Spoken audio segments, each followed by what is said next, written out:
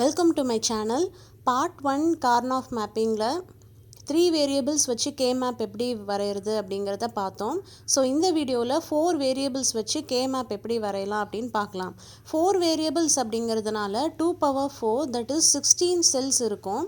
இதுதான் 16 cells K-mapக்கான structure. 4 வேரியபிள்ஸை ஏபிசிடின்னு எடுத்திருக்கோம். So rho values எல்லாமே ஏபி அப்படின்ற வேரியபிளை ரெப்ரசன்ட் பண்ணோம். காலம் வந்து சிடி வேரியபிளை ரெப்ரசன்ட் பண்ணோம். ஃபர்ஸ்ட் 8 செல்ஸ் வந்து similar to the 3 variable K-map M0 to M7 மின் டேர்ம்ஸை அதே ஆர்டரில் தான் ரெப்ரசன்ட் பண்ணோம்.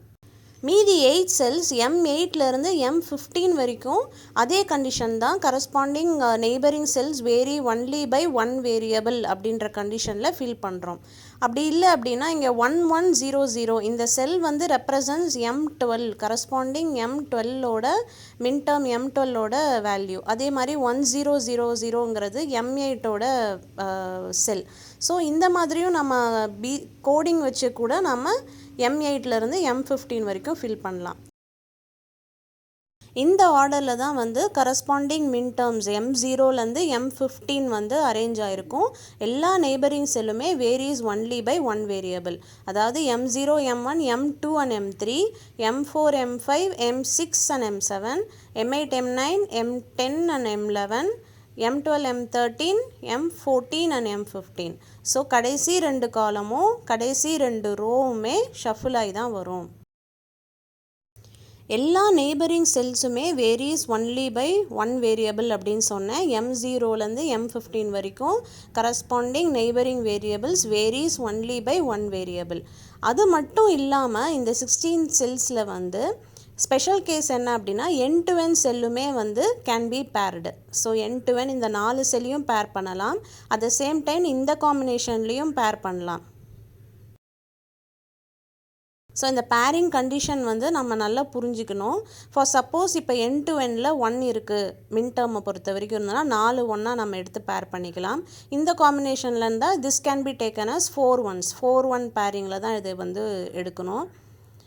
ஃபர்ஸ்ட் காலமும் லாஸ்ட் காலமும் எல்லாமே ஒன்றா இருந்தால் 8-1 பேரிங்கில் இது எடுக்கணும். K-map பார்ட் 1 பார்க்காதவங்க பார்ட் 1 வீடியோவை ஃபர்ஸ்ட் போய் பார்த்துட்டு அதுக்கப்புறம் இதை கண்டினியூ பண்ணுங்கள்.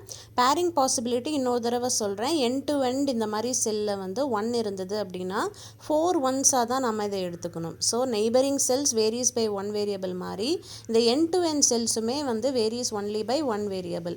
இந்த 2 செல்லுமே வந்து இட் கேன் பி பேர். 1 இருந்தது அப்படின்னா 2 ஒன்ஸாக எடுத்துக்கலாம்.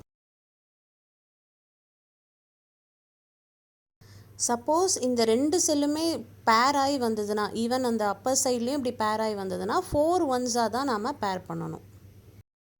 கொஞ்சம் கன்ஃபியூசிங்காக தான் இருக்கும் ஸ்டார்டிங்கில் வந்து. இப்போ நம்ம ஒவ்வொரு எக்ஸாம்பிளாக எடுத்து ஒர்க் அவுட் பண்ணி பார்க்க உங்களுக்கு பேரிங்கோட டெக்னிக் வந்து ஈஸியாகவே K-mapல புரியும். ஃபர்ஸ்ட் எக்ஸாம்பிளில் பாருங்கள், மின் டேர்ம் வேல்யூஸ் கொடுத்துருக்காங்க. கரஸ்பாண்டிங் மின் டேர்ம்ஸ் வேல்யூக்கு நம்ம ஹையர் வேல்யூ 1 வந்து ஃபில் பண்ணி வச்சுருக்கோம். ஸோ கொடுத்த கொஷனுக்கு இதுதான் வந்து K-mapping. இப்போ நம்ம பேரிங் வந்து நெக்ஸ்ட் ஸ்டெப்பில் ஸ்டார்ட் பண்ணணும். பேரிங் ஆரம்பிக்கிறதுக்கு முன்னாடி மேக்ஸிமம் நம்பர் ஆஃப் ஒன்ஸை வந்து ஃபஸ்ட்டு ஹைலைட் பண்ணி அதை ஃபஸ்ட்டு பேர் பண்ணுங்கள். ஸோ இதில் பார்த்தீங்கன்னா 4 ஒன்ஸ் நம்மளால் பாசிபிலிட்டி இருக்குது. ஸோ 4 ஒன்ஸை பேர் பண்ணிட்டோம். நெக்ஸ்ட் காம்பினேஷன் வந்து இதில் 2 ஒன்ஸ் அப்படின்னு நமக்கு கிடைக்கிது. ஸோ இந்த 2 ஒன்னையும் நம்ம பேர் பண்ணலாம்.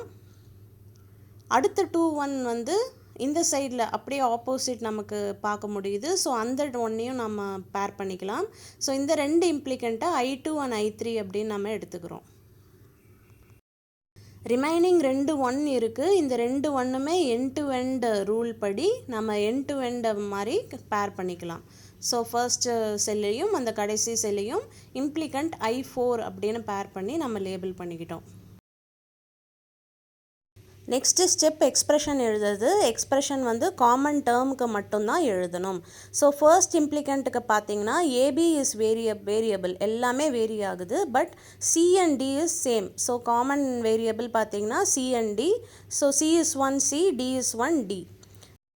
1 இருக்கிற இடத்துல நார்மல் வேரியபிள், 0 இருக்கிற இடத்துல complement variable as it is min term. Next I2க்கு பார்த்தீங்கன்னா A, B common and again C is also common. எல்லாமே ஒன்றா இருக்குது. So A, B and C. Next I3 இம்ப்ளிகண்ட்டில் AB is common and D is common. இங்கே C vary ஆகுது, D is common. So A, B and D எல்லாமே வந்து 1 higher வேல்யூவாக இருக்கிறதுனால இங்கே எல்லாமே வந்து நார்மல் வேரியபிளாக எழுதியிருக்கோம். I2க்கு ஏ, பி அண்ட் சி, I3க்கு ஏ, பி அண்ட் டி அப்படிங்கிற எக்ஸ்பிரஷன் கிடச்சிருக்கு.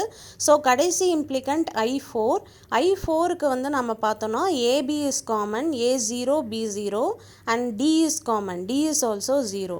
ஸோ இதில் 0 இருக்கிறதுனால A complement and B complement and D complement. So finally நம்ம ஃபைனல் எக்ஸ்பிரஷன் வந்து எல்லா இம்ப்ளிகண்ட்டையும் ஆர் பண்ணி எழுதணும். ஸோ கிடைச்ச I1, I2, I3, I4 இம்ப்ளிகன்ஸை R பண்ணி எழுதிட்டோம் அப்படின்னா this is a final expression. So கேமேப்பை பொறுத்த வரைக்கும் நமக்கு மேக்ஸிமம் நம்பர் ஆஃப் ஒன்ஸ்லேருந்து இம்ப்ளிகன்ஸை பேர் பண்ணுறோம், அதுக்கு கரஸ்பாண்டிங் எக்ஸ்பிரஷன் எழுதணும்னா ரிசல்ட் உங்களுக்கு கிடைச்சிரும்.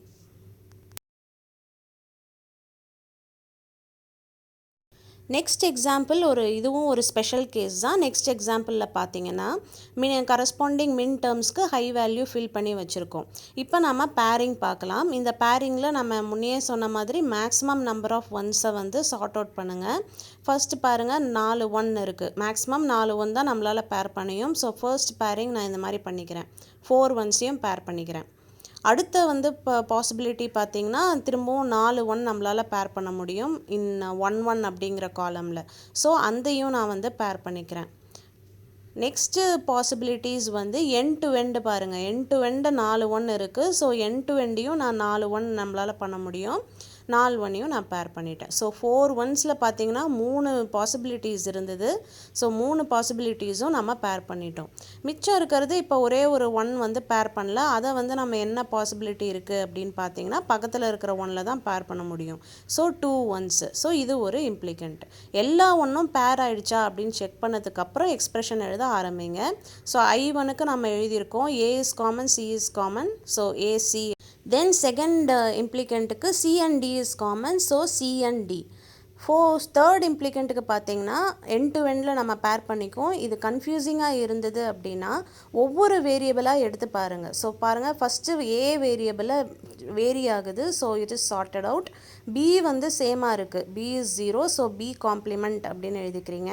C is varying, 0 and 1 vary ஆகுது, ஸோ சார்ட்டட் அவுட். அடுத்தது டி பாருங்கள் சேம் வேரியபிளாக இருக்குது, 0, ஸோ டி காம்ப்ளிமெண்ட். ஒவ்வொரு வேரியபிளாக எடுத்து எழுதினாங்கவே தப்பு இல்லாமல் நீங்கள் எழுதிடலாம். கடைசி இம்ப்ளிகண்ட் பார்த்தீங்கன்னா AB is common, D is common. A0 A complement, B is 1 so B, D is 1 so D. So finally நம்ம 4 இம்ப்ளிகண்ட்டுக்கும் சேர்த்து ஆர் எழுதிட்டோம் அப்படின்னா this is a final expression for the example. So நம்ம எண்ட் டு எண்ட் எழுதும் போது மட்டும் ஒவ்வொரு வேரியபிளாக பார்த்து எழுதணும். இது வரைக்கும் நம்ம பார்த்த எல்லா கே மேப்புமே வந்து மின் டேர்ம்ஸ்க்கான கே மேப் தான்.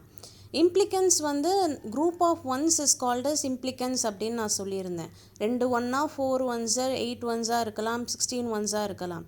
இந்த இம்ப்ளிகண்ட்டு 2 டைப் இருக்குங்க, ப்ரைம் இம்ப்ளிகன்ஸ் அண்ட் எசென்ஷியல் ப்ரைம் இம்ப்ளிகன்ஸ் அப்படின்னு. ப்ரைம் இம்ப்ளிகன்ஸ் அப்படின்னா லார்ஜஸ்ட் பாசிபிள் ஆஃப் ஒன்ஸில் ஃபார்ம் ஆகிற இம்ப்ளிகண்ட். நான் சொன்னேன் இல்லைங்களா, ஃபஸ்ட் எடுத்த உடனே நிறைய நம்பர் ஆஃப் ஒன்ஸ் இருக்கிற இம்ப்ளிகண்ட்டை ஃபஸ்ட்டு கண்டுபிடிக்கணும்னா அதுதான் ப்ரைம் இம்ப்ளிகண்ட். எசென்ஷியல் ப்ரைம் இம்ப்ளிகண்ட்னா அதில் ஏதாவது ஒரு 1 இருக்கணும் which can be paired in any other way. ஒரு 1 வந்து நம்ம மற்ற எந்த வேலையும் நம்மளால் பேர் பண்ண முடியாத மாதிரி ஒரு 1 இருந்ததுன்னா அந்த இம்ப்ளிகண்ட் வந்து எசென்ஷியல் ப்ரைம் இம்ப்ளிகண்ட் அப்படின்னு சொல்லுவாங்க. இது வந்து நம்ம இன்றைக்கி பார்த்த 2 எக்ஸாம்பிள்லேயும் ப்ரைம் இம்ப்ளிகண்ட் எது, எசென்ஷியல் ப்ரைம் இம்ப்ளிகண்ட் எது அப்படின்னு பார்க்கலாம். ஃபர்ஸ்ட் எக்ஸாம்பிளில் பார்த்தீங்கன்னா ஃபர்ஸ்ட் இம்ப்ளிகண்ட் தான் வந்து மேக்ஸிமம் நம்பர் ஆஃப் ஒன்ஸில் பேரான இம்ப்ளிகண்ட். அந்த 4 1மே அது வந்து நம்ம ப்ரைம் இம்ப்ளிகண்ட் அப்படின்னு சொல்லலாம். அதே ப்ரைம் இம்ப்ளிகண்ட்டில் இந்த 2 1 இருக்குது பாருங்கள், 2 1மே வந்து மற்ற எந்த பாசிபிலிட்டியும் கிடையாது பேர் பண்ணுறதுக்கு. ஸோ அந்த மாதிரி அட்லீஸ்ட் 1 இருந்தாவே போதும். அந்த மாதிரி இருக்கிற இம்ப்ளிகண்ட்டை எசென்ஷியல் ப்ரைம் இம்ப்ளிகண்ட் அப்படின்னும் சொல்லுவாங்க. செகண்ட் எக்ஸாம்பிளில் பாருங்கள், ஃபர்ஸ்ட்டு நம்ம பேர் பண்ண வந்து 4 1ஸில் வந்து எல்லா 1மே பேரிங் பாசிபிலிட்டியில் இருக்குது. ஸோ இது வந்து எசென்ஷியல் ப்ரைம் இம்ப்ளிமெண்ட் கிடையாது. அதே மாதிரி இன்னொரு செகண்ட் பேரில் பாருங்கள், எண்ட் டு எண்ட் பேரில் எல்லா 1மே வந்து பேரிங் பாசிபிலிட்டியில் தான் இருந்தது. திரும்பி இன்னொரு 4 குவாட் பண்ணணும் பார்த்தீங்களா, அதுலேயுமே வந்து எல்லா ஒன்ஸுமே வந்து உங்களுக்கு பேரிங் கண்டிஷனில் தான் இருக்குது. ஸோ அதுவுமே வந்து எசென்ஷியல் ப்ரைம் கிடையாது. கடைசி இம்ப்ளிகண்ட்டில் பாருங்கள், இந்த ஒன்னை மட்டும் நம்மளால் எந்த பாசிபிலிட்டிலையும் பண்ண முடியாது. So it has one at least one that is can be paired in any way. So அதுதான் வந்து essential prime implicant. That's all for today's வீடியோங்க. நம்ம அடுத்த வீடியோவில் வந்து டோன்ட் கேர் கண்டிஷன்ஸ் அப்படிங்கிற ஒரு இன்ட்ரெஸ்டிங் டாபிக் பார்க்கலாம். டோன்ட் கேர் கண்டிஷன்ஸ்னால் என்ன, அது எப்படி நம்ம பேர் பண்ணி எக்ஸ்ப்ரெஷன் எழுதுறது அப்படின்னு பார்க்கலாம். கேமேப்பை பொறுத்த வரைக்கும் நிறைய ப்ராப்ளம்ஸை வந்து சால்வ் பண்ணி பாருங்கள். இந்த வீடியோவை ரிப்பீட்டடாக பாருங்கள், அப்போ கண்டிப்பாக உங்களுக்கு புரியும். தேங்க்ஸ் ஃபார் வாட்சிங்.